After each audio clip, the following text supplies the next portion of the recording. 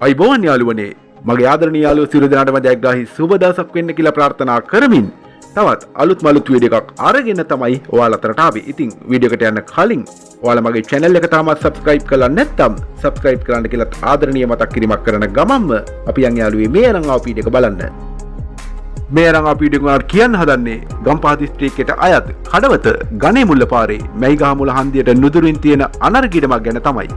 නිදහස් නිස්කලංක ආරක්ෂිත සාමකාමී වටපිටාවක් සහිත ජීවත් වීමට සුදුසු ප්‍රදේශයක් කියලා මට ඔයාලට මේ ප්‍රදේශය හඳුන්වා දෙන්න පුළුවන්.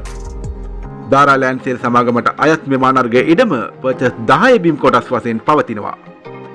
ඉඩමට පිවිසීමට පුළුල් ප්‍රවේශ මාර්ග දෙකක් ඔස්සේ හැකියාව ඇති අතර සියලුම ගමනාගමන කටයුතුද ඉතාමත් පහසුවෙන්ම කර ගැනීමට හැකියාවක් පවතිනවා.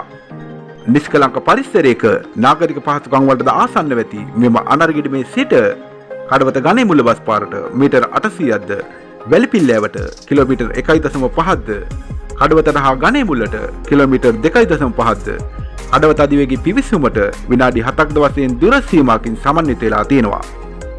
ප්‍රසිද්ධ ජාතික හා ජාත්‍යන්තර පාසල් සාප්පු සංකීර්ණ සුපිරිවෙල්ද සෙල් බැංකු සහ රෝහල් පහසුකම් ඇතුළු සියලු නාගරික සේවාවන් සඳහා ඉතාමත් ඉක්මනින්ම පිවිසීමේ හැකියාවක්ද මේ අනර්ග ඉඩමේදලා පවතිනවා. තවද මෙම අනර්ග ඉඩමේ බිම් කොටසක් ඔයා මිලදී ගන්නවා නම් බැංකු ණය ලබා ගැනීමේ පහසුකම්ද පවතිනවා කියලත් ඔයාලට මතක් කිරීමක් කරනවා.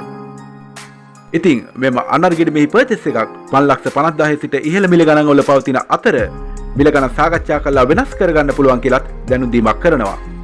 ඔයා මේ අනර්ග ඉඩමේ බිම් කොටසක් මිලදී ගන්නවා නම් ඔයාට මේ පිළිබඳ වැඩි විස්තර ලබා ගැනීමට අවශ්‍ය නම් තිරේ දිස්වෙන ෆෝන් නම්බරයට කෝල් එකක් දීලා ඔයාට අවශ්‍ය සියලුම විස්තර ලබා ගැනීමේ හැකියාවත් පවතිනවා. එහෙමනම් යාළුවේ නිස්කලංක පරිසරයක නාගරික පහසුකම් වලටද ආසන්න වෙති මෙම අනර්ග ඉඩමේ බිම් කොටසක් මිලදීගෙන ඔයාගේ හිතේ ඇති සිහින නිවසිදි කරන්න වාසනාව ලැබෙන්න කියලා ප්‍රාර්ථනා කරමින් මගේ වීඩියෝ එකත් එක්ක එකතු වෙලා හිටපු ඔයාලට බෙහෙවින් ස්තුතිවන්ත වන ගමන් ආයෙත් මේ වීඩියෝ එකක් අරගෙන ඔයාලා අතරට එනකන් අදට නවතිනවා. ගිහිල්ලා එන්නම්. සියලු දෙනාට ජයෙන් ජයම වේවා කියලාත් ප්‍රාර්ථනා කරනවා.